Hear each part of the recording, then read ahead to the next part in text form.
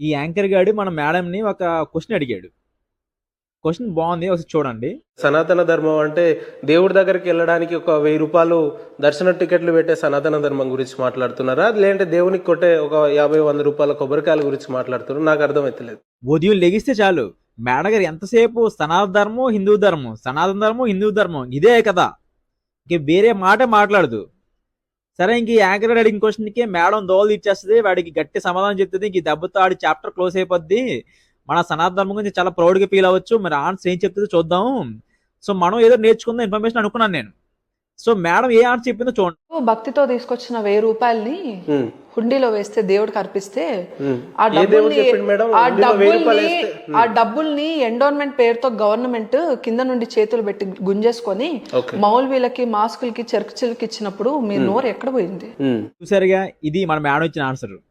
అంటే క్వశ్చన్ కి తిరిగి క్వశ్చన్ వేయడం ఆన్సర్, అందుకని అడిగిన క్వశ్చన్ ఆన్సర్ చెప్పడం ఆన్సర్ కాదు. బాగుంది కదా, అయిపోలేదు. దీన్ని కంటిన్యూస్ చూద్దాం, ఆగండి. ఈ క్రైస్తవులు వాళ్ళు సంపాదించిన దాంట్లో దశమ భాగం ఇవ్వాలని పాస్టర్లు ఎందుకు ప్రెజర్ చేస్తున్నారు? మౌల్వీలు ఎందుకు ప్రెజర్ చేస్తున్నారు? ఇస్లాం మతంలో ఉన్న వాళ్ళని ప్రతి 100 రూపాయలు 2 రూపాయలు అల్లాహ్ సమర్పించమని. అప్పుడు అడిగిన క్వశ్చన్ మన సనాతన ధర్మంలో ఎందుకు ఇస్తారని అడిగాడు. దానికి మీ దగ్గర ఆన్సర్ లేదు. ఆ క్రిస్టియన్స్ ఏదో దశమ భాగం, ముస్లిమ్స్ ఏదో అని చెప్పారు. ఇప్పుడు ముస్లిమ్స్ అనేది ఎంత దరిద్రగొట్టి రిలీజియనో మనం స్పెసిఫిక్గా ఇండికేట్ చేసి చెప్పక్కర్లేదు. ప్రపంచం అంతా తెలుసు, ఒక 10 దేశాలు తప్ప. అదొక వరస్ట్ రిలీజియన్. సో అది పక్కన పెట్టండి. Next Christianity. ఉదయం లేచిన దగ్గర నుంచి మనం సాయంత్రం వరకు ఆ క్రిస్టియన్ రిలీజియన్ మీద ఎన్ని జోక్స్ వేసుకుంటామో మనకు తెలుసు. నాకు తెలిసి దానంత కామెడీ రిలీజియన్ ఒకటి ఉండదు. వాళ్ళు ఇచ్చే ఎంటర్టైన్మెంట్ అంత కాదు. మన యూట్యూబ్ ఓపెన్ చేసినా, ఇన్స్టాగ్రామ్ ఓపెన్ చేసినా రోజు వాళ్ళ ఎంటర్టైన్మెంటే. సో అది జోక్స్ వేసుకోవడానికి బాగుంటుంది రిలీజియన్, ఎంటర్టైన్ చేసుకోవడానికి. ఇంతకుమించి దేనికి కాదు. వాళ్ళవి దరిద్రగొట్టి రిలీజియన్స్ అనే కదా మనం వాళ్ళు ఫాలో అవ్వకుండా మన సనాతన ధర్మం ఫాలో అవుతున్నాము. సో మన సనాతన ధర్మంలో ఉన్న గొప్పతనం చెప్పాలి వాళ్ళకి. అది చెప్పడం మానేసి వాళ్ళు డబ్బులు తీసుకున్నారు కాబట్టి మేము తీసుకుంటున్నాం అంటే అసలు వాళ్ళకి మనకి తేడా ఏంటి?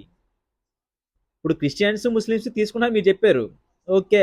అందుకే అవి చెత్త రిలీజియన్స్, మనం అవి పట్టించుకోవట్లేదు. మనం ఎందుకు తీసుకున్నాం మరి? అలాంటప్పుడు మనం తీసుకోకూడదు కదా. మన సనాతన ధర్మంలో ఎవరు తీసుకోకూడదు. గుళ్ళకి రూపాయి కూడా వేయకూడదు, పంతులకు డబ్బులు ఇవ్వకూడదు.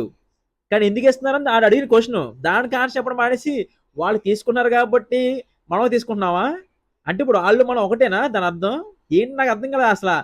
ఊరి బాబోయ్, మీరేదో తెలియని వాళ్ళు అనుకున్నాను మేడం. అంటే మీరు ఏదో మంచి ఆన్సర్ చెప్తారు, దాన్ని బట్టి నాలెడ్జ్ నేర్చుకుందా నేను ఫీల్ అయ్యాను. కానీ మీ నాలెడ్జ్ ఏంటి నాకు అర్థమైపోయింది. చాలా థ్యాంక్స్, బాగా చెప్పారు ఆన్సర్. Thank you. జై హింద్, శ్రీరామ్, జై శ్రీరామ్.